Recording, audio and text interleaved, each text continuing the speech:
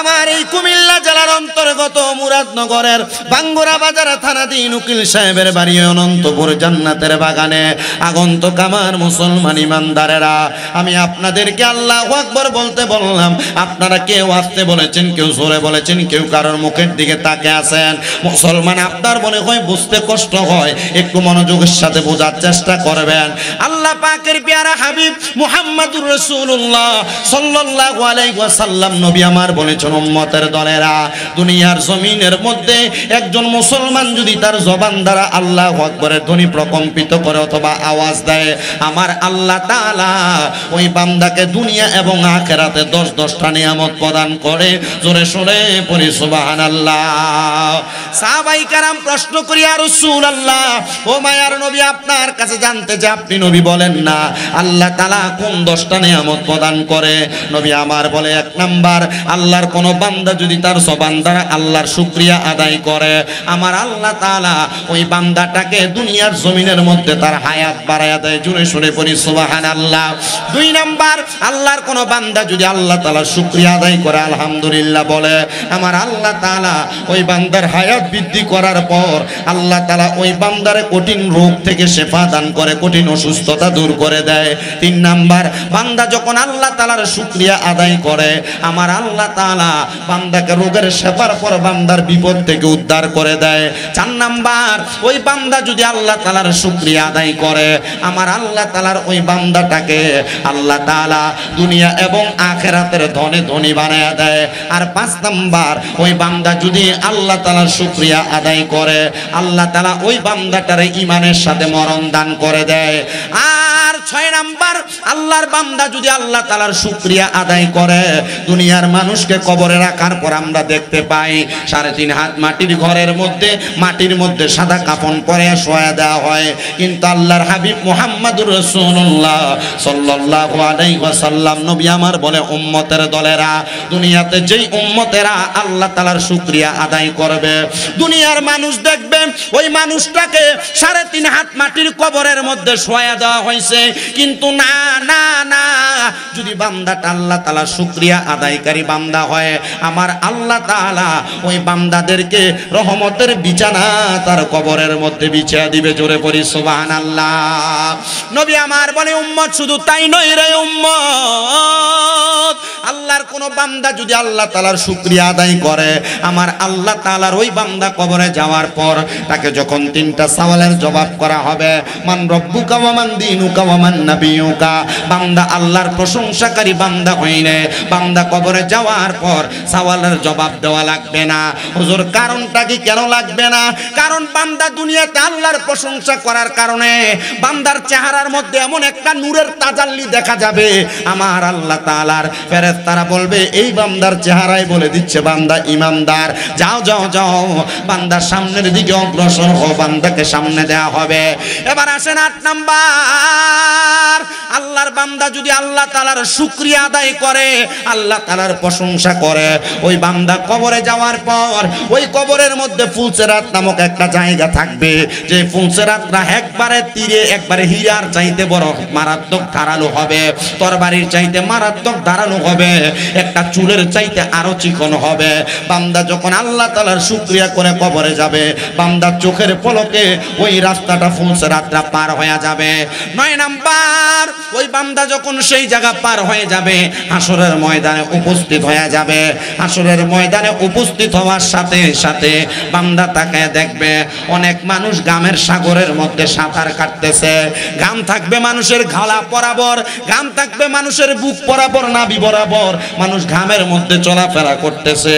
কিন্তু আল্লাহর হাবিব বলে, বান্দা যদি আল্লাহ তাআলার শুকরিয়া করে কবরে আসে, তাহলে ওই বান্দাকে লেওয়ায়ে হামদের পতাকার নিচে জায়গা দেওয়া হবে। কিসের পতাকা? তোমরা দুইজন নিচে যাও, নিচে বসো। কিসের পতাকা? লেওয়ায়ে হামদের পতাকার নিচে জায়গা করে দেওয়া হবে।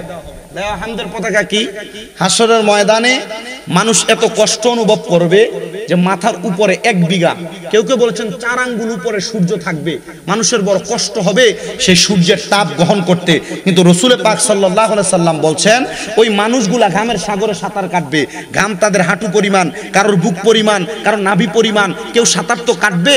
ওই লেওয়ায়ে হামদের পতাকার নিচে যারা থাকবে সূর্যের তাপ তাদের মাথায় লাগবে না, আর এই পানি তাদের, এই ঘাম তাদের শরীরের সাথে অ্যাডজাস্ট হবে না, লাগবে না। কেন ইয়া রাসূলুল্লাহ? বলে লেওয়ায়ে হামদের পতাকাটা বড় প্রশংসার পতাকা, এটার নিচে যারা জায়গা পাবে তারা ভাগ্যবান। আপনারা আস্তে আস্তে সুবহানাল্লাহ বলছেন।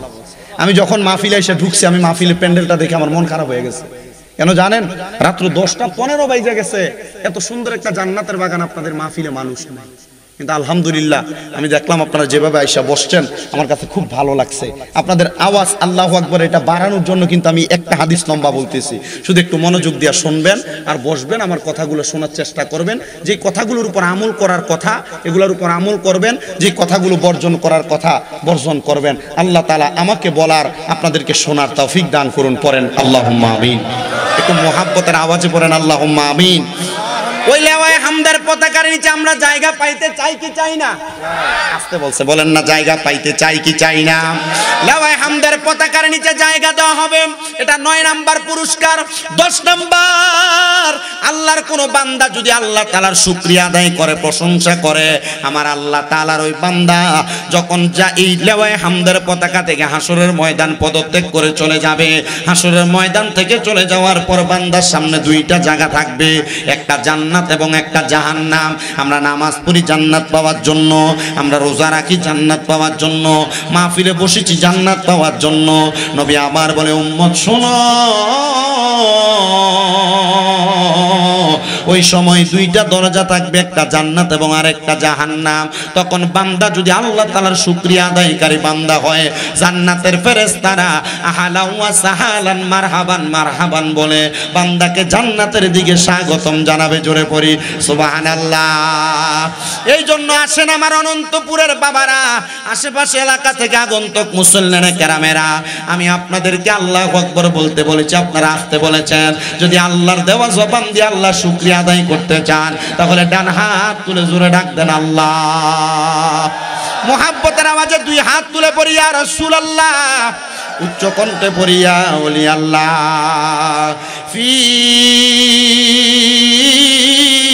শান হাবিবিহি ওয়া মাহবুবিহি ওয়া মা'শুকিহি মুখবিরান ওয়া আমিরা, ইন্নাল্লাহা ওয়া মালাইকাতাহু ইউসাল্লুনা আলান নাবিয়্যি ইয়া আইয়ুহাল্লাযীনা আমানু সাল্লু আলাইহি ওয়া সাল্লিমু তাসলিমা। আল্লাহুম্মা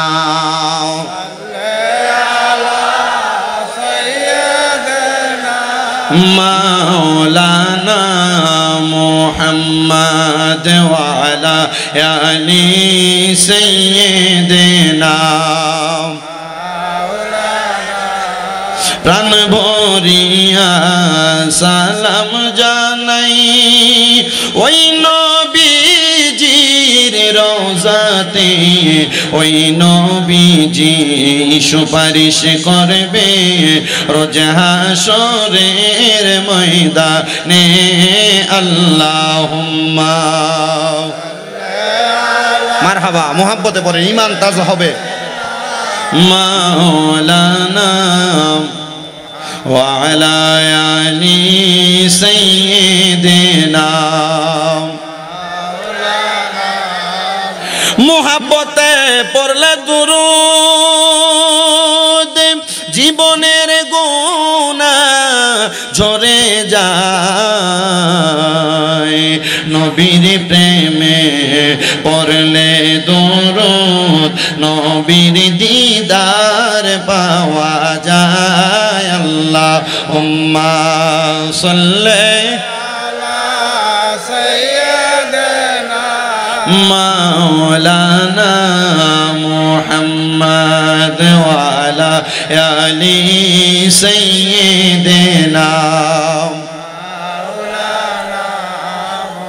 মুহাম্মদ লা ইলাহা ইল্লাল্লাহু লা ইলাহা লা ইলাহা ইল্লাল্লাহু লা ইলাহা ইল্লাল্লাহু লা ইলাহা ইল্লাল্লাহ লা ইলাহা ইল্লাল্লাহু লা ইলাহা বন্ধু নামাজ রোজা সাইরো না কেহ মা বাবার খেদমত সাইরো না আমার নবীর দরুদ বইল না পড়েন নবীর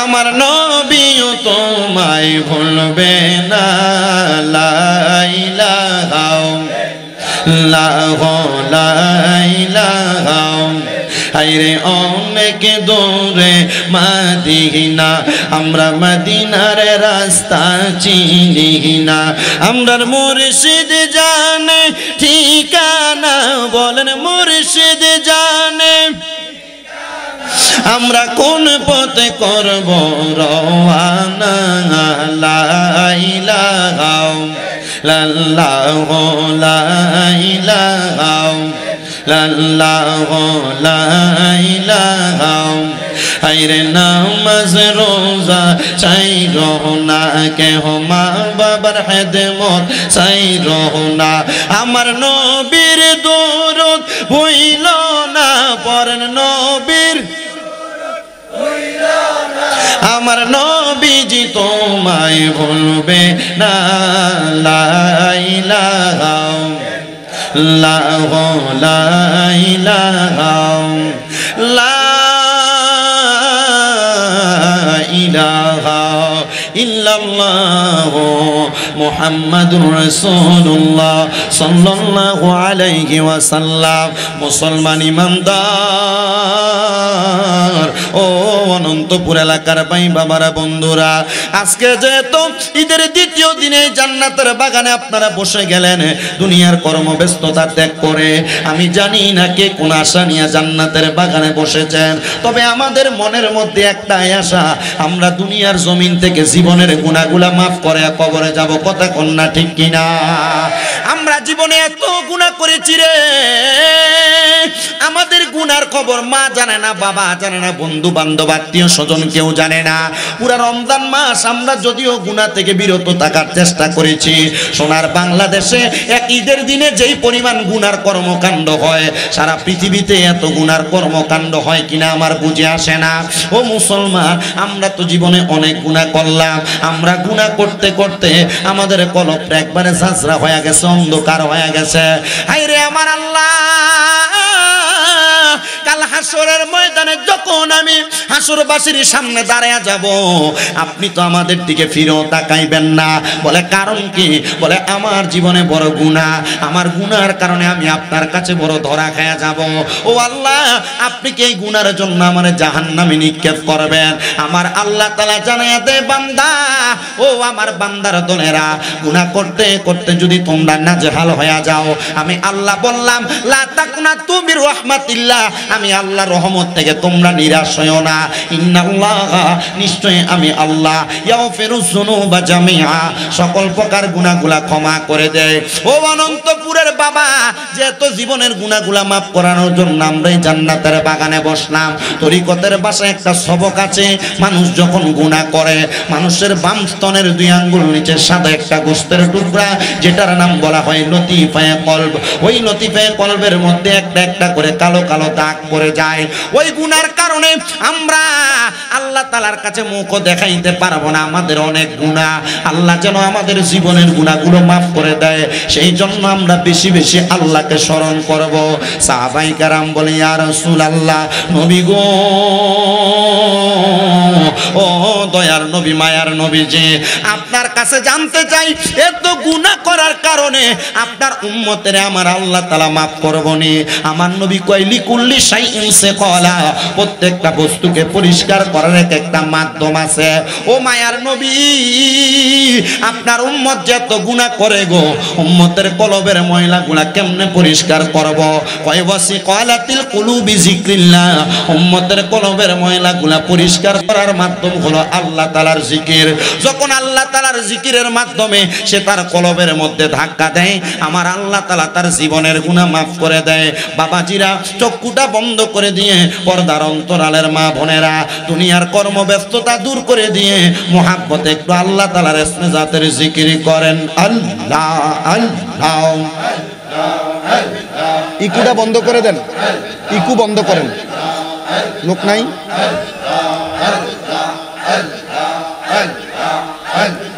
ও মাবুদ মাওলা রে, ডাকি আমরা তোমারে মারহাবা।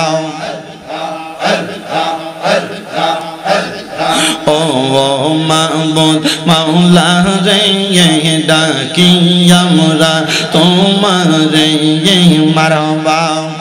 আজকের মাহফিল কবুল করো গো আমার জিন্দা নবীর খাতিরে, মাশাআল্লাহ লা আল্লাহ। ও মাবুদ মাওলা রে, ডাকি আমরা তোমারে মারহাবা। আল্লাহ আল্লাহ। জবানটা খুইলা আল্লাহ ডাকলে শরম নাই? আমরা করলাম কত গুনাহ, আমরা করলাম কত গুনাহ, মাফ কইরা দাও আমরা রে, দয়া করে করো ক্ষমা পাপী বান্দা রে, মারহাবা। আল্লাহ আল্লাহ। করলাম কত গুনাহ খাঙা তাঙা, মাফ কইরা দাও মাবুদ মাওলা গো, মারহাবা। আল্লাহ আল্লাহ। তুমি যদি না করো ক্ষমা, তুমি যদি না করো ক্ষমা, ক্ষমা পাবো কার দ্বারে, দয়া কইরা মাফ কইরা দাও নূর নবীর খাতিরে, মারহাবা। আল্লাহ আল্লাহ। রহিম রহমান নামটি তোমার আছে জানা, আমরা বান্দার দয়া কইরা করবা ক্ষমা, আল্লাহ দয়া কইরা করবা ক্ষমা, মায়ার নবীর খাতিরে মাফ কইরা দাও আমরা পাপী অদম বান্দা রে, মারহাবা। আল্লাহ আল্লাহ আল্লাহ আল্লাহ আল্লাহ আল্লাহ। আমি তোমায় না সারিব, আমি তোমায় যাইতে না দিব, দয়াল মুর্শিদ তোমায় পাইলে মনের কথা কইলা কইব, মারহাবা। আল্লাহ আল্লাহ। রাঙ্গা চরণ মুইসা দিব, আর কাউরে না শুইতে দিব, রাঙ্গা চরণ মুইসা দিব, আর কাউরে না শুইতে দিব, প্রাণের মুর্শিদ তোমায় পাইলে মনের কথা কইলা কইব, মারহাবা। আল্লাহ আল্লাহ আল্লাহ আল্লাহ। মুর্শিদ চাঙান হয় না যে বদনাম, মারহাবা। আল্লাহ আল্লাহ। আল্লাহ রাসূল পাইতে আমি বায়াত হইলাম, মুর্শিদ চাঙান হয় না যে বদনাম, মারহাবা। আল্লাহ আল্লাহ। তরিকতের আমল করে কত বাই গেল উপরে গো, রাইখো আমায় শুনো জরে, আমার আমল নাই মুর্শিদ চাঙান হয় না যে বদনাম, মারহাবা। আল্লাহ আল্লাহ।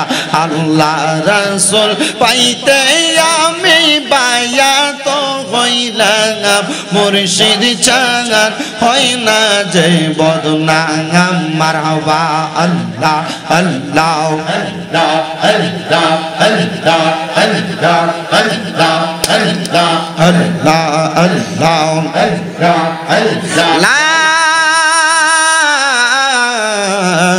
ইলাহা ইল্লাল্লাহু মুহাম্মাদুর রাসূলুল্লাহ সাল্লাল্লাহু আলাইহি ওয়াসাল্লাম। একটা জবানও বন্ধ রাখবেন না, জবানটা ছেড়ে দিয়ে উচ্চ কণ্ঠে বলেন আমরা সবাই জিকির করলাম একজনের, তিনি কে? ওই আল্লাহ তাআলার জিকির করলে আল্লাহ জীবনের গুনাহ মাফ করতে পারে কি পারে না? ও মুসলমান ইমানদার, ওই আল্লাহ তাআলার কোরআনুল কারীম থেকে আমি আপনাদের কাছে একটা আয়াতে কারিমা আমার খুতবার মধ্যে তেলাওয়াত করেছি। আমি চেষ্টা করব আপনাদের কাছে ওই আয়াতের নিরিখে কিছু কথা বলার জন্য। আমার আল্লাহ তাআলা কোরআনুল কারীমের মধ্যে ঘোষণা করেছে বিসমিল্লাহির রহমানির রহিম ইয়া আদিনা আমানুত্তাকুল্লাহা ওয়াল তানজুর নাফসুম মা কদ্দামাত লিগাদিন ওয়াত্তাকুল্লাহা ইন্নাল্লাহা খাবীরুম বিমা তা'মালুন। আপনারা বলেন আমি আল্লাহ তাআলার কোরআনুল কারীম থেকে যে আয়াতে কারিমা তেলাওয়াত করেছি, এই কোরআনুল কারীমের মধ্যে যে ৬৬৬৬ খানা আয়াত আছে, এই আয়াতের মধ্যে কলম বসানোর ক্ষমতা বাংলার কোন সৃষ্টির আছে নাকি? না না না, যেই কোরআনের ব্যাপারে আল্লাহ তাআলা নিজেই বলেছেন লা রাইবা ফিহি, এটার মধ্যে কোনো সন্দেহ নাই। এই সন্দেহহীন কোরআন থেকে আমি আয়াত তেলাওয়াত করেছি, যেখানে আমার আল্লাহ তাআলা ঘোষণা করেছে ইয়া আইয়ুহাল্লাযীনা আমানু, ওহে যারা ঈমানদার। একটু ভেঙ্গে ভেঙ্গে অনুবাদটা বোঝার চেষ্টা করেন। আল্লাহ বললেন ইয়া আইয়ুহাল্লাযীনা আমানু, ওহে যারা ঈমানদার, ইত্তাকুল্লাহ, তোমরা আল্লাহকে ভয় করো। আমি জানতে চাই মুসলমান, আল্লাহ যেহেতু নিজেই বললেন আল্লাহকে ভয় করার জন্য, আমাদের সবার আল্লাহকে ভয় করার দরকার আছে না নাই? এবার আল্লাহ বললেন ওয়াল তানজুর, তোমাদের প্রত্যেকের তাকানো উচিত নাফসুম্মা কদ্দামাত লিগাদ, তোমাদের পূর্ববর্তীদের দিকে, তোমাদের আগ্নে তারা কি প্রেরণ করেছে। ওয়াত্তাকুল্লাহা, তোমরা আবার আল্লাহকে ভয় করো। কেন গো? ইন্নাল্লাহা, নিশ্চয় আল্লাহ, খবীরুম বিমা তা'মালুন, তোমাদের অন্তরের সকল খবর সম্পর্কে অবহিত। আমাদের পূর্বে কত মানুষ ছিল রে, আদম থেকে ঈসা নবী পর্যন্ত, ভালো মানুষ ছিল, খারাপ মানুষ ছিল। আমি জানতে চাই ভালো মানুষগুলার প্রতিদান তো আল্লাহ ভালো প্রদান করবে, খারাপ মানুষদের প্রতিদান তো আমার আল্লাহ তাআলা খারাপ প্রদান করবে। বলে হুজুর আমার আল্লাহ তাআলা ভালো মানুষের কি প্রতিদান দিবে আর খারাপ মানুষের কি প্রতিদান দিবে? এই অনন্তপুর এলাকার মধ্যে সব মানুষ যে ভালো এটার গ্যারান্টি কেউ দিতে পারবে না। সোনার বাংলাদেশের সব মানুষ যে ভালো এটার গ্যারান্টি কেউ দিতে পারবে না। বলে হুজুর কেন গো, কেন দিতে পারবে না? কারণ এমন অনেক মানুষ সমাজে বসবাস করে, 5 ওয়াক্ত নামাজ পড়ে, পাঞ্জাবি লাগায়, টুপি লাগায়, মুখে দাড়ি লাগায়, আবার সুদের টাকাও খায়। আপনারা কোন এমন মানুষ সোনার বাংলায় আছে না নাই? এমন মানুষ সমাজে বসবাস করে রে। ভাই মারা যাওয়ার পরে ভাই ভাতিজার জমিও দখল করে খায়। এমন অনেক মানুষ আছে মানুষের সাথে মিথ্যা তহমত দিয়ে খাবার খায়, মানুষের কাছ থেকে প্রতারণা করে টাকা খায়। আমি আপনাদের সবার কাছে সেই বিষয়গুলা বয়ান করার চেষ্টা করব, একটু মনোযোগ দিবেন। আল্লাহ তাআলা এই কোরআনুল কারীমের মধ্যে আবার আরেক জায়গার মধ্যে বলতেছেন বিসমিল্লাহির রহমানির রহিম ইন্নাল্লাযীনা কাফারু মিন আহাদিল কিতাবি ওয়াল মুশরিকিনা ফি নারি জাহান্নাম খালিদিনা ফিহা। আমার আল্লাহ কয় 3 শ্রেণীর মানুষ জাহান্নামের অতল গহ্বরে থাকবে রে। ইয়া রাসূলুল্লাহ কোন 3 শ্রেণীর মানুষ থাকবে? বলে 1 নাম্বার যারা কুফরি করে। ও মুসলমান, কুফরি কোনটাকে বলে একটু জানার চেষ্টা করবেন। কুফরি হলো আল্লাহর কোরআন যা আদেশ করে তা না মানা। কুফরি হলো আল্লাহর কোরআন যা আদেশ করে, যা নিষেধ করে তা অমান্য করে নিষিদ্ধ কাজটা করা, এটাকে কুফরি বলা হয়। আল্লাহ তাআলা যেই যেই কাজগুলা করতে আদেশ করেছেন তা অমান্য করাকে কুফরি বলে। আল্লাহ তাআলা ছাড়া অন্য কাউকে সেজদা করাকে কুফরি বলে। আল্লাহ তাআলা ছাড়া অন্য কারোর কাছে মস্তক অবনত করাকে কুফরি বলে, শিরিক বলে। ও মুসলমান, আল্লাহ বলে নিশ্চয়ই যারা কুফরি করে এবং আহলে কিতাবের অন্তর্ভুক্ত এবং মুশরিক যারা শিরিক করে, ওই ব্যক্তিগুলোর জন্য আল্লাহ তাআলা বড় হুঁশিয়ারি দিয়েছেন, তারা জাহান্নামের অতল গহ্বরের মধ্যে থাকবে। ও রব্বুল আলামিন, আল্লাহ অতল গহ্বরে থাকবে বুঝতে পারলাম। আমাদের সমাজে তো বিভিন্ন খারাপ মানুষ, বাজে মানুষ, সব রকমের মানুষ আছে। আমরা নামাজ পড়ি না, রোজা রাখি না, দুনিয়ার ইবাদতের কোনো জায়গার মধ্যে আমরা নাই। আল্লাহ আপনি বলেন না, তাহলে আমরা বাঁচবো কেমনে? বলে বাঁচবে তো ওই মানুষরা, ইন্নাল্লাযীনা আমানু, নিশ্চয় যাহারা ঈমান আনে, ওয়া আমিলুস সলিহাত, নেক আমল করে, উলাইকা হুম খায়রুল বারিয়া, এরা হইল সবচাইতে ভালো মানুষের অন্তর্ভুক্ত। আল্লাহ ভালো মানুষকে ভালো থাকতে দেয় না। আছে না এমন, দেখবেন সমাজে লোকটা ভালা, এটারই দেখেন কোনোভাবে বিপদে ফালানো যায় কিনা এমন চক্রান্ত চলে, আছে এগুলা চলে সময়। এখন একটু বেশি, আবার একটু মোটামুটি আগে হয়েছে, এখন হইতেছে, ভবিষ্যতে হবে। তো এই মানুষগুলার খাসিয়ত খারাপ। কি খারাপ? এদের তকদির খারাপ, নসিব খারাপ। মনে রাখবেন, আপনি আপনার মতো কাজ করেন, আপনার জবাব আপনি দিবেন। কিন্তু আপনি যখন অন্য জনের ক্ষতি করার চেষ্টা করবেন, আপনি নিজে ক্ষতিগ্রস্ত, দুনিয়াতে হবেন, আখিরাতে হবেন। আপনার ভালো ভালো যে দিকগুলো আছে, এই দিকগুলো নষ্ট হবে আপনি অপরের ক্ষতি করার কারণে। মা বোন কি শুনতেছে? প্রজেক্টর আছে? মা বোনদেরকে বিশেষ করে বলছি, এই স্বভাব যদি মহিলাদের থাকে, যদি আপনি আপনার নিজের একজনের কথা আপনার কাছে শুনেছেন, যেটা মহিলাদের স্বভাব, রাসূল বলেছেন, আমি দেখেছি যখন আমি মেরাজে গিয়েছি, মেরাজে যাওয়ার পর অনেক মহিলাদের কানকে গরম সীসাকে ঢালাই করে মহিলাদেরকে কানের মধ্যে দিয়ে দেওয়া হচ্ছে। ইয়া রাসূলুল্লাহ, কেন? মহিলাদের এই স্বভাবের কারণে। কোন স্বভাব? বলে একজন মহিলা আরেকজন মহিলা থেকে তার যেই কোনো কথা শোনার পর এই কথা সে অন্য জনের কাছে প্রচার করেছে। আমাদের সমাজে এমন মানুষ আছে না? মনে করেন যে কোনো মানুষের গোপন কথা শুনছে, চা দোকানে, এটা সে কখন কইব, এর পেটের ভিতরে এটা শুধু ফিডাফিডি করে। আপনার কথা কন না কেন? আছে না এমন? এই ব্যাপারে বড় সাবধান যারা গীবত করেন, যারা একজনের কথা অপরজনকে লাগান, যারা নিজের মুখের কথার মারপেচের মাধ্যমে অন্যকে বিপদে ফালান। আপনারা মনে রাখবেন, এটা গীবত। এটা কি বুঝেন তো? গীবত কি বুঝেন তো? গীবতের ব্যাপারে তিনটা হাদিস বলি। এক নাম্বার, রাসূল বলেছেন, আল গীবাতু আশাদ্দু মিনাজ জিনা, গীবত হচ্ছে জিনার চাইতে নিকৃষ্ট গুনাহ। গীবত জিনার চাইতে নিকৃষ্ট গুনাহ। একটা পুরুষ মানুষ একটা নারীর সাথে অবৈধ সম্পর্ক করলে, অবৈধ মেলামেশা করলে যেই গুনাহ, একজন আরেকজনের নামে গীবত করলে সেই গুনাহ। এবার বলেন, গীবত করা যাবে না? আপনি কোন নারীর সাথে অবৈধ সম্পর্কে লিপ্তই না, কিন্তু একজনের ব্যাপারে বাজে মন্তব্য করার কারণে আপনি গীবতকারীর অন্তর্ভুক্ত।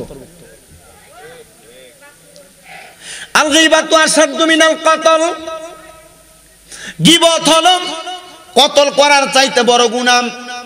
কতল করার চাইতে বড় গুনাহ কেমন? আপনি একটা ছুরি দ্বারা, তরবারি দ্বারা একজন মানুষকে জবাই করে দিয়েছেন। জবাই করলে যে গুনাহ, আপনি একজনের নামে আরেকজনের কাছে একটা গীবত, একটা মিথ্যা কথা রটানো, একটা বাজে কথা বলা, একটা মানুষকে জবাই করলে যে গুনাহ শিকার হতেন, একটা গীবত করার কারণে এমন কতল করার গুনার শিকার হবেন। জোরে পড়েন নাউজুবিল্লাহ। তিন নাম্বার, এই গীবতের যে গুনাহ হচ্ছে সর্বনিকৃষ্ট যে গুনাহ। নবী আমার বলে, কেউ যদি কারোর নামে গীবত করে, এই গীবত করার মাধ্যমে সে যেন তার আম্মা জানের সাথে, মায়ের সাথে ৭০ বার জিনা করে, মেলামেশা করে। আপনি তো আপনার মায়ের সাথে মেলামেশা করবেন না, আপনার স্ত্রীর সঙ্গে যে কাজ আপনি করবেন সেই কাজ আপনি কখনো আপনার মায়ের সাথে করতে যাবেন না। আল্লাহর হাবিব বলেছেন, কেউ যদি একজন আরেকজনের নামে গীবত করে, মন্দ কথা বলে, বাজে কথা বলে, একজনের কথা অন্য জনের কাছে লাগায়, তাহলে ওই ব্যক্তির আমলনামার মধ্যে তার মায়ের সাথে জিনা করার পরিমাণ গুনাহ লেখা হবে। ও মুসলমান, শুধু তাই নয়, জিনার ব্যাপারে নবী আমার বলে, এই গীবতের ব্যাপারে নবী আমার বলে, কেউ যদি একজন মানুষের নামে গীবত করে, সেজন্য তার একজন ভাই ইন্তেকাল করার পর তার ভাইয়ের শরীরের, মৃত ভাইয়ের শরীরের গোশতগুলা কামড়ায় কামড়ায় খায়। মৃত ভাইয়ের গোশত আপনি কামড়ায় খাইতে পারবেন না, তো কেন আপনি গীবত করেন? গীবত করেন। মুসলমান রে, যদি যদি সম্ভব হয় একটা ভালো কথার মাধ্যমে একজনের উপকার করবেন, তবে সাবধান সতর্ক, একজন মানুষের নামে গীবত করবেন না। একজন মানুষের কোনো গোপন কথা জানলে এই কথাটা প্রচার করবেন না, প্রকাশ করবেন না। মনে রাখবেন, দুনিয়াতে কোনো মুসলমান যদি কোনো মুসলমানের গুনাহকে গোপন করে রাখে, মুসলমান কোনো মুসলমানের গুনার কথাকে গোপন করে রাখে, তাহলে কাল ময়দানে মাশরে আল্লাহ তাআলা ওই ব্যক্তির গুনাহগুলা গোপন করে রাখবেন। হাশরের ময়দানবাসীর কাছে তাকে লজ্জিত করবেন না, শরম দিবেন না। গীবতের কথা বলছিলাম, বলেন কিসের কথা বলছিলাম? করা যাবে না? করবেন? আমাদের সমাজে এটা কম না বেশি? সবচাইতে গীবত হয় চা দোকানে, হয় না? হয় না? সবচাইতে গীবত হয় বাজারে, সবচাইতে গীবত হয় ৩-৪ জন একসাথে যেখানে থাকে। কথা কন না কেন? মা বোনদের কাছে আবদার, ৩-৪ জন একসাথে বসলে গীবত কইরেন না, চা দোকানে বসলে গীবত কইরেন না। আর চা দোকানদার যারা দোকানদারি করে আপনার দোকানে বৈশা এ মজমা জমায় আড্ডা করে আপনি মনে করতেছেন এরা গীবত করছে, এরা গুনাহগার। আপনি মজমা জমায়ে দিচ্ছেন এরা করার কারণে, আপনি বাধা না দেওয়ার কারণে আপনিও গুনাহগার। আপনার কষ্ট হইতাছে? খাসির গোশত দিয়ে তাবারুক এরা জানি না, না জানলে এই মনে করেন যে পরে আইলেন না, মোটামুটি প্রথম থেকে আগে থাকতেন। যে বলে হুজুর আমরা কি তাবারুক খাওয়ানো লেগেছি? হ্যাঁ তাবারুক খাওয়ানো লেগেছি। আমরা আহলে সুন্নাত ওয়াল জামাতের আকীদাওয়ালা। এ তাবারুকে বরকত আছে না নাই? আছে। কথা কয় না, তাবারুকে বরকত আছে না নাই? অসংখ্য বরকত। এই রুসুম উঠা যাইতেছে আস্তে আস্তে, খাওয়ায় না। মনে করবেন যে খাওয়া না 4 দিন না করে না 40 করে না, এই খাওয়ানি রুসুম যে বাদ দিতেছে, মনে করেন এটি কিফটা। আপনার কথা কন না কি লেগা? এরা কি? এরা কিফটা। আপনি হচ্ছে দেখেন আগে মানুষ খাওয়াইছে না? খাওয়াইছে না? 4 দিনের সময় খাওয়াইছে না? 40 দিনে খাওয়াইছে না? বাড়িতে বিভিন্ন রকমের অ্যারেঞ্জমেন্ট করে আয়োজন করে মানুষে খাওয়াইছে না? এই খানানি উঠে গেছে। সবে বরাতে খাওয়াইতো, সবে কদরে খাওয়াইতো, সবে মেরাজে খাওয়াইতো। দেখবেন যারা এই বেদাত ফতোয়া দিব বুঝবেন এটা কিফটা, আসলে এটা খাওয়াইনার পক্ষে না। এর নিজে খায়ও না খাওয়ায়ও না, কিন্তু আবার মাঝে মাঝে এটার দাওয়াত দিয়ে দেখবেন এটা কিন্তু আপনার বাড়িতে আক্কাতারে হাজির হয়ে যায়, নিজে খাওয়াইতো না। কথা কন না কেন? ঠিক আছে তো কথা? আল্লাহ এগুলা থেকে আমাদেরকে হেফাজত করুন। আমরা আস্তে আস্তে আমিন কোন একটু মুহাব্বতে দুরূদ শরীফ পড়েন। আল্লাহুম্মা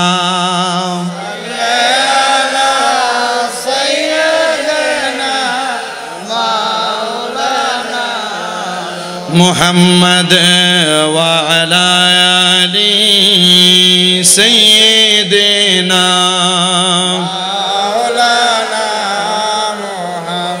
যেই কথা বলতেছিলাম, বাজে মানুষের কথা, গীবতের কথা, বাজে মানুষের কথা, গীবতের কথাগুলা ত্যাগ করা লাগবে। কথা কোন ঠিক কিনা? আসেন আমার মুসলমান ইমানদারেরা, তো জাহান্নামে যাবে জাহান্নামীরা, বাজে মানুষরা, মুশরিকরা, কুফরি কর্নেওয়ালারা, আলে কিতাবরা। কিন্তু আমার নবী বলেছেন জান্নাতে যাবে তারা যারা মুমিন, যারা কখনো দুনিয়ার জমিনের মধ্যে ভালো কাজ ত্যাগ করে নাই, ভালো কাজগুলা করেছে। আল্লাহর হাবিব মুহাম্মাদুর রাসূলুল্লাহ সাল্লাল্লাহু আলাইহি ওয়াসাল্লাম নবী আমার ঘোষণা করতেছে, দুনিয়ার মানুষের দলেরা তোমরা এমন ভাবে মানুষকে ভালো কাজের আদেশ করো। ইয়া রাসূলুল্লাহ কেমন করে ভালো কাজের আদেশ করব? এবার আসেন ভালো কাজের আদেশের ব্যাপারে শোনাই। আমাদের সমাজে ভালো কাজের চাইতে খারাপ কাজের আদেশ বেশি দেয়। একজন আরেকজনের সঙ্গে ঝগড়া লাগলে দেখবেন তৃতীয় পক্ষ আইসে একজনকে কইয়া দেয় মানুষ না কাইটা, তুই কিচ্ছালা বিচার তো আমরাই করব। আছে না নাই? ঝগড়া বিবাদ লাগাইয়া দেয়, গালি গালা শিখাইয়া দেয়, এই কথা ওই কথা শিখাইয়া দেয়। মুসলমান এই ব্যাপারে একটু সতর্ক থাকবেন। একজন আরেকজনকে গালি দিবেন না, বাজে কথা বলবেন না, মন্দ কথা বলবেন না। হুজুর কেন? আল্লাহর হাবিব সাল্লাল্লাহু আলাইহি ওয়াসাল্লাম এই ব্যাপারে বলতেছে, কেউ যদি কাউকে গালি দেয়, মন্দ কথা বলে, তাহলে তার জবানের কাছ থেকে 40 দিনের জন্য অপবিত্রতা তৈরি হয়, তার জবান অপবিত্র থাকে। আব্বাজি কথায় কথায় গালি দেওয়া বন্ধ করো, মন্দ কথা বলা বন্ধ করো, কারোর সঙ্গে বাজে ব্যবহার করা বন্ধ করো। গালি দেওয়ার কারণে তুমি যাকে গালি দিলা, আর যেই ব্যক্তি গালি দেয় না, গালি শ্রবণ করে, তার প্রতি উত্তর করে না, আল্লাহর নবী বলে অসংখ্য ফেরেশতারা গালি শ্রবণ করা ব্যক্তির আমলনামার মধ্যে নেক আমল লিখতে থাকে, আর তার বদ আমলগুলা দিয়া যে ব্যক্তি গালি দিছে তার আমলনামাটা ফুরাইয়া দেয়। জোরে কোন নাউজুবিল্লাহ। আমি গালি দিছি মুকাদ্দেস সাহেব, গালি দেওয়ার কারণে উনি চুপ, গালি দিছে। দেখবেন এমন অনেক ভালো স্বভাবের মানুষ আছে, কেউ গালি দিলে হাসতে হাসতে চলে যায়, আছে না? আবার অনেক মানুষ আছে এর একটা গালি দিছেন 14টা গালি ফিরিয়ে দেয়, আছে না? সাবধান। আমি দেখতেছি তো আপনারা অনেকে অনেকের দিকে চাইতেছেন, মাহফিলের প্যান্ডেলও আছে অনেকে।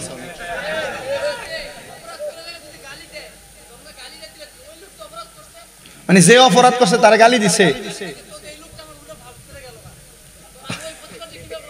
ওই প্রতিবাদ বিচার আছে না? বুঝছি না। আবার মনে করেন আমি অপরাধ করলাম, আপনি আমার গালি দিচ্ছেন, আচ্ছা হ্যাঁ, অপরাধের বিচার হইব আগে। মাশাআল্লাহ, সুন্দর না? এটা কি বুঝের প্রশ্ন না? আপনি অপরাধ করছেন বিজয় তো গালাগালি দেয়। আর এখনকার সমাজ যে একটা অবস্থা হয়েছে, গালি না দিলে ধরে না, ঠিক না? গালি না দিলে ধরে না। আবার এখন আবার জেনারেশন আরেকটা তৈরি হইতেছে, গালি দিচ্ছেন তো ফিরে উল্টে আমরা লইয়া করবো, কথা কন না কা? এটাও ঠিক আছে, তাহলে গালি দিয়েন না, তো লইয়া পড়বো। এ অপরাধ করছে, এর অপরাধের বিচার আছে, কথা কয় না কেন? অপরাধের বিচার আছে না নাই? মাশাআল্লাহ, আমরা ঠিকের বেলা একবারে নিয়ে নিয়ে।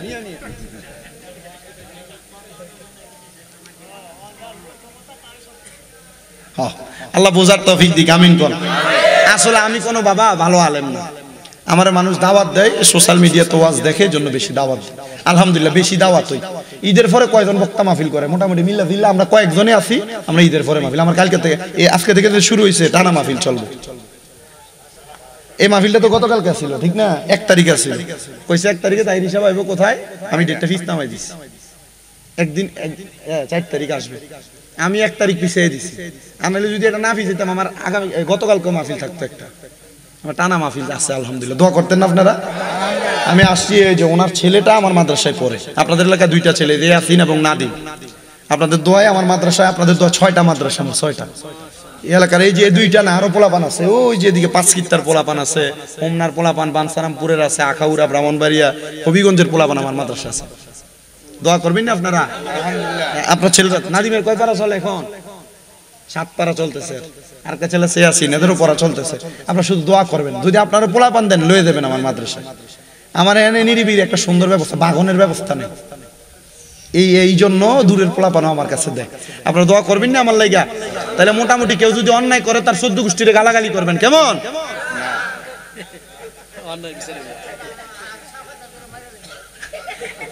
গালাগালি করা যাবে? মা বোনেরা এটা শুনেন গো, আপনারা যে ঝগড়া করেন, আপনার গালি এবার যে হতিনি জি কয়ে লয়ে পড়েন, 3বারই শোনা যায়। সাবধানে ব্যাপারে আসেন, এটার ব্যাপারে নবীজি কি বলতেছে? আল্লাহ পাকের পেয়ারা হাবিবের একজন প্রখ্যাত সাহাবী নবীজির কাছে বিচার নিয়ে আসছে। ইয়া রাসূলুল্লাহ, এই যে ইহুদি দৌড়ে আসতেছে, নবী সে আমাকে বাজে কথা বলে, মন্দ কথা বলে, গালি দেয়, খারাপ কথা বলে। আমার নবীজি সাহাবীর দিকে তাকায় তাকায় মুস্কি মুস্কি হাসতেছে। সুবহানাল্লাহ নাই? সুবহানাল্লাহ। মনে রাখবেন, মান সমাতানা জাত, যে চুপ থাকে সে মুক্তি পায়। যারা চুপ থাকতে পারবেন, মনে রাখবেন, আপনি যদি আপনার সাথে কেউ যদি অপরাধ করে, আপনি নাজাত পেয়ে যাবেন। কারণ এই চুপ থাকাটা এত বড় হাতিয়ার, শত্রুর বিপক্ষে কাজ করে চুপ থাকাটা। রহমতের নবীজিকে ওই সাহাবী বলি, ইয়া রাসূলুল্লাহ, সে আমাকে মন্দ কথা বলে। আমার নবীজি মুস্কি মুস্কি হাসতেছে। সাহাবী ডাক দিয়ে কই, নবী আপনার সম্মুখে আমাকে আরেকবার মন্দ কথা বলেছে, আপনি আবারও হাসতেছেন। আমার নবী বলতেছে, সাহাবী আমি নবীজি তার দিকে তাকায় হাসি না, তোমার দিকে তাকায় হাসি না, আমি নবী রহমতের ফেরেশতার দিকে তাকায় তাকায় হাসি। ফেরেশতার দিকে হাত তাকায় তাকায় হাসেন। ইয়া রাসূলুল্লাহ, আসি আপনি, আমি আর 2জন লোক। নবী আপনি আছেন, আমি আছি, আর আমার প্রতিপক্ষ আছে ইহুদি। নবীজি ফেরেশতা পাইলেন কোথায়? আপনারা বলেন। আমরা যা দেখি নবীও কি তাই দেখে নাকি? না, নবী আমাদের চাইতে বেশি দেখে, কারণ তিনি ওয়ামা আরসালনাকা ইল্লা রাহমাতাল লিল আলামিন। ওই নবীর সাথে সাধারণ মানুষের কোনো তুলনা হয় না, হয় নাকি? না না না, দেখবেন অনেকে আপনারে বুঝে চলে যাবে নবীও তো বিয়া করছে, নবীর মাইয়া হইছে, পোলা হইছে, নবীও খানা খাইছে, তো নবী তো আমাদের মতোই সাধারণ। বাবাজি, আমি আপনাদের কাছে স্বাভাবিকভাবে বোঝাইতে চাই, নবীর সাথে কোনো মানব জাতির স্বাভাবিক তুলনা হতে পারে না। কারণ নবীজিকে আমার আল্লাহ তাআলা উত্তম সম্মান, উত্তম মর্যাদা দিয়া বানাইছেন। ওই নবীজি এমন নবী, ওই নবীকে আল্লাহ রহমত বলে ঘোষণা করেছে। রহমতের নবী বলে, আমি যা দেখি তুমি তো তা দেখতেছো না। ইয়া রাসূলুল্লাহ, কি দেখেন? এ সাহাবী, আমি দেখতেছি তুমি যখন তার দিকে তাকিয়ে থাকো, সে তোমাকে বাজে কথা বলে, মুখের ভাষা খারাপ করে। সাহাবী বলেন, ইয়া রাসূলুল্লাহ, আপনি কি দেখেন? বলে, আমি দেখি ফেরেশতারা তোমার আমলনামাতে নেক লেখে আর তোমার গুনাহগুলো তার আমলনামার মধ্যে দিয়া দেয়। দ্বিতীয়বার আবার গালি প্রদান করেছে। সাহাবী মারতে না, কোনো কথা বলে না। তৃতীয়বার আবার মন্দ কথা বলেছে। এবার সাহাবী তার প্রতি উত্তর প্রদান করেছে। সাহাবী তাকে দেখে প্রতি উত্তর দেওয়ার সাথে সাথে আমার নবীর হাস্যোজ্জ্বল চেহারাটা একবারে মলিন হয়ে গেছে।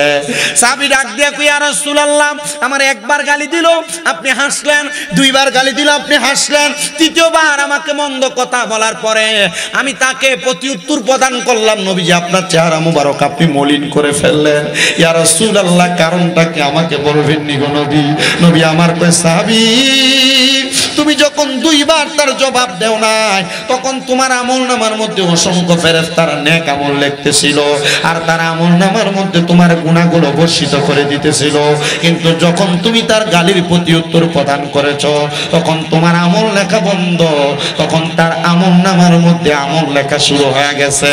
আমি আপনাদের সবার কাছে সাবধানতা, সতর্কতা অবলম্বনের জন্য বলতে চাই, গালিগালাজ মুখ থেকে পরিহার করবে। মনে রাখবেন, যারা গালি দেয়, যারা বাজে কথা বলে, যারা মন্দ কথা বলে, তাদের নাম হলো ফাসেক। এ ফাসেক নামাজ পড়লে নামাজ কবুল হয় না, ফাসেকের পেছনে নামাজ পড়লে নামাজ হয় না। আব্বাজি সাবধান, সতর্ক হয়ে যান, ফাসিকি থেকে আপনারা দূরে সরে আছেন। তো আল্লাহ তাআলার একজন বান্দা হযরতে সাঈদ ইবনে মুসাইয়াব রাহমাতুল্লাহ আলাইহি, যিনি বসবাস করতেন ইরাকের জমিনে। সাঈদ ইবনে মুসাইয়াব বলে, আমি যখন দুনিয়ার রাস্তা দিয়ে হাঁটতাম, আমি দুনিয়ার চারদিকে যখন তাকাইতাম, আমি তাকাইলে ভালো কোনো মানুষ দেখতাম না।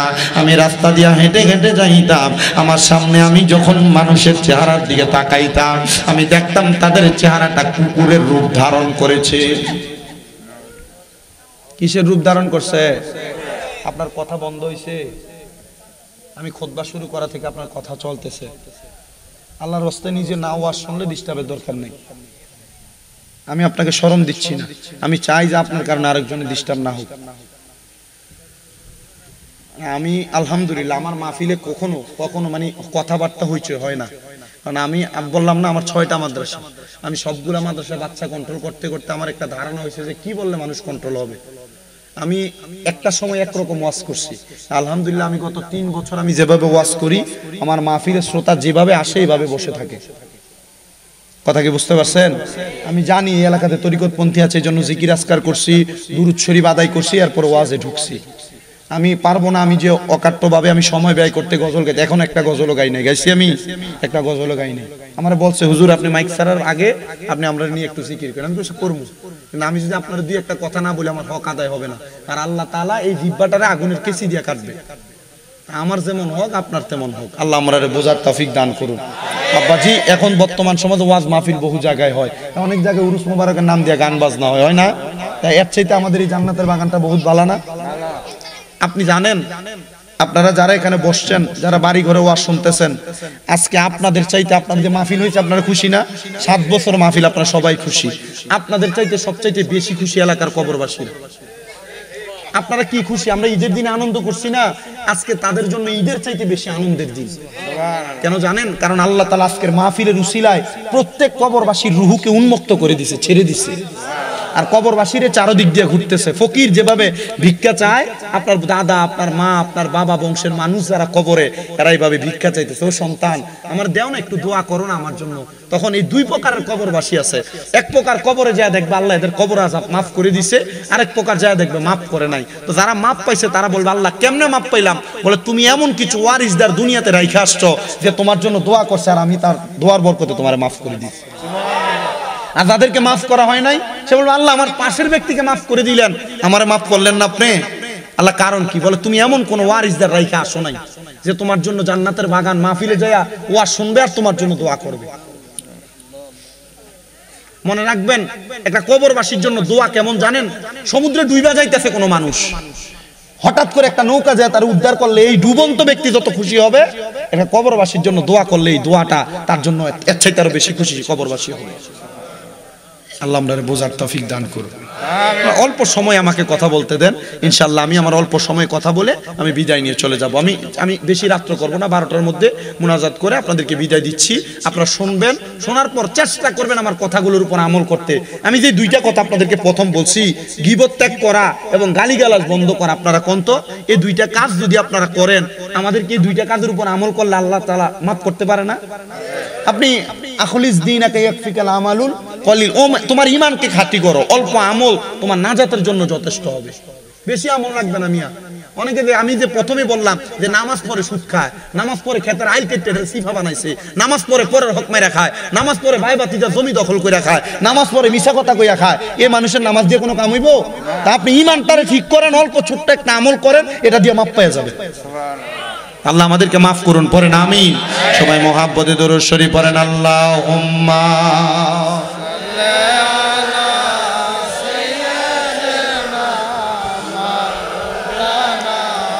মুহাম্মাদ ওয়া আলা আলি সাইয়্যিদিনা। ওরে মরণ আমার হয় গো যদি না দেখে মদিনা, সে মরণে শান্তি পাব না গো, সেই মরণে শান্তি পাব না। বলেন মরণ আমার হয় গো যদি না দেখে মদিনা, সেই মরণে শান্তি পাব না গো, সেই মরণে। আমার মুসলমান ইমানদাররা গভীর মনোযোগ দিয়ে বয়ান শ্রবণ করবেন। হযরত সাঈদ ইবনে মুসাইয়াব বলে, আমি যখন রাস্তা দিয়ে হাঁটতে হাঁটতে বের হই, আমি যার চেহারার দিকে তাকাই আমি কোনো ভালো মানুষ দেখি না। আমি প্রত্যেকের চেহারার দিকে তাকাইলেই দেখি তাদের চেহারাটা কুকুরের রূপ ধরে আছে, তাদের চেহারাটা কুকুরের মতো হয়ে গেছে। কিন্তু হঠাৎ করে আমার বাড়িতে একজন আল্লাহর বান্দা সুন্দর পাঞ্জাবি লাগায়া, সুন্দর পোশাক লাগায়া আইসা ডাক দিয়া কই, ওগো সাঈদ ইবনে মুসাইয়াব, আপনার কাছে আমি একটা আবেদন করতে চাই। বলে কি আবেদন করবা? বলে দুনিয়ার মায়া, দুনিয়ার সম্পদ যেহেতু আমার কবরে কোনো কাজে আসবে না, আমি আমার সব সম্পদ মানুষের মাঝে দান করে দিতে চাই, মানুষের মাঝে সদকা করে দিতে চাই। বলে কারণ কি? বলে অন্য কোনো কারণ না, আমি আমার সম্পদগুলা দান করার মাধ্যমে আমি আল্লাহ তাআলার রেজামন্দি হাসিল করতে চাই, আল্লাহ তাআলার সন্তুষ্টি অর্জন করতে চাই। সাঈদ ইবনে মুসাইয়াব ওই ব্যক্তিকে বলেন, তুমি তো আমার কাছে আসছো, যাও এই 3 রাস্তার মোড়ে আমার এলাকায় যে জায়গা আছে সেই জায়গায় যাইয়া একটা সুন্দর মানুষ দেখলে তার কাছে তুমি তোমার সম্পদগুলা ব্যয় করে দিবা। সাঈদ ইবনে মুসাইয়াব কই, হুজুর গো, যেহেতু আপনি আমারে আদেশ করে, আমি তোমাকে আদেশ করেছি, সুন্দর পোশাক আছে, লেবাস আছে, যাও তুমি সম্পদগুলা দান করে দাও। উনি বলেন, আমি রওনা করলাম, 3 রাস্তার মোড়ের সামনে যাইয়া আমি দেখলাম রাস্তার দিকে তাকায়া তাকায়া মানুষের চেহারা দেখা যায় না। হুজুর যা দেখেছে আমিও তা দেখতেছি, একটাও মানুষ না, সবগুলার চেহারা কিসের মতো? দান করার মতো লোক পায় না, দান করার মতো। এই যে আমাদের সমাজে কিছুদিন আগে আপনারা যাকাত ফিতরা দিবেন না, রমজানের ঈদের পরে ফিতরা দিবেন না, অনেকে দিয়ে দিচ্ছেন, আর কোন রকম গরিব পাইলে হইছে। বহু এলাকার ভিতরে গরিব, আপনি এর যাকাত ফিতরা খায়, আপনি খবর নিয়ে দেখেন যে ফকির হইলো গরিব হইলো, এর 2টা অটো আছে, একটা সিএনজি আছে। আমাদের এলাকার এমন ফকির আছে, ফকির সুদে টাকা লাগায়। কিসে টাকা লাগায়? সুদে টাকা লাগায়, ভিক্ষা করে বিল্ডিং করছে আর কি। আমি আপনাদেরকে বলতেছি বাবা, ওই আগন্তুক ব্যক্তি বলে, আমি ওই জায়গায় যাওয়ার পর কোনো মানুষ দেখি না, সবগুলার চেহারা দেখে একবারে কুকুরের মতো আমি আমার সম্পদ কাকে ব্যয় করব। হুজুরকে বললাম, হুজুর এই সম্পদ ব্যয় করার মতো আমি কোনো মানুষ খুঁজে পাই নাই, যার দিকে তাকাই তার চেহারা দেখি কুকুরের মতো। বলে ঠিক আছে বাবা, তুমি তোমার সম্পদগুলাকে দিয়া তুমি চেষ্টা করে একটা দ্বীনি মার্কাজ তৈরি করতে, আল্লাহ তাআলার ঘর মানে মসজিদ তৈরি করতে, অথবা একটা কোরআন শিক্ষা কেন্দ্র তৈরি করতে। উনি বলেন আমি হুজুর সাইদ ইবনে মুসাইয়াবের অনুমতি ক্রমে আমার যে বাড়ি ছিল পুরাটা বাড়ি রে আমি আল্লাহ তাআলার কোরআন শিক্ষা কেন্দ্র বানায় ফেললাম। আমি একটা ইবাদতখানা বানাইলাম, ইবাদতখানা বানায়া আমি নিজে নিজে ইবাদত করতে লাগলাম। এলাকার মানুষ এমন গুমরা, আমি যখন ইবাদত করার আগে আযান দেই বাইরে দাঁড়ায়া, মানুষ মসজিদের মধ্যে আসে না, আমি একা একা আমার বানানো ইবাদতখানাতে ইবাদত করতাম। হায় রে, আমি ইবাদত করতে করতে আমার বয়স ভারী হয়ে গেছে। সাইদ ইবনে মুসাইয়াব বলে সে যখন দান করার মতো কোনো মানুষ পায় না, সে যখন ইন্তেকাল হঠাৎ করে ফেললো, ইন্তেকালের আগে তো একটা ইবাদতখানা বানাইছেন, একটা কোরআন শিক্ষা কেন্দ্র বানাইছেন। ইন্তেকাল করার পরে আমি আমার আল্লাহ তাআলার কাছে কান্না করতে লাগলাম, ও মনিব মাওলা গো, ফরিয়াদ জানাই তোমার দরবারে, তুমি তো আমাকে দুনিয়াতে কোনো সম্পদ দেও নাই, কিন্তু সম্পদওয়ালা একজন ব্যক্তি আমার সামনে আসছে, তার সম্পদ দান করতে চাইছে, দান করতে পারে নাই। আমি তাকে পরামর্শ দিয়েছি ইবাদতখানা বানানোর জন্য, আমি তাকে পরামর্শ দিয়েছি কোরআন শিক্ষা কেন্দ্র তৈরি করার জন্য। আল্লাহ তোমার নবী না বলেছে দুনিয়াতে কোনো মানুষ যদি কোনো মানুষের জন্য কোরআন শিক্ষার একটা বাগান তৈরি করে দিয়া দেয়, ওই ব্যক্তিটা নাকি তোমার হাবিবের সাথে জান্নাতে যাবে। ও আল্লাহ, সে যে ইন্তেকাল করেছে তার মরার পরে তার কবরের অবস্থা আমি জানতে চাই। এবার আমার হাবিব মুহাম্মদুর রাসূলুল্লাহর ওই উম্মত সাইদ ইবনে মুসাইয়াব বলে রে, আমি 2 রাকাত নফল নামাজ পড়লাম, নফল নামাজ পড়ার পরে আল্লাহর কাছে কাঁদতেছি, আল্লাহ যে মারা গেল ওই ব্যক্তিটা কবরে কেমন আছে আমার দেখতে বড় ইচ্ছা হয়।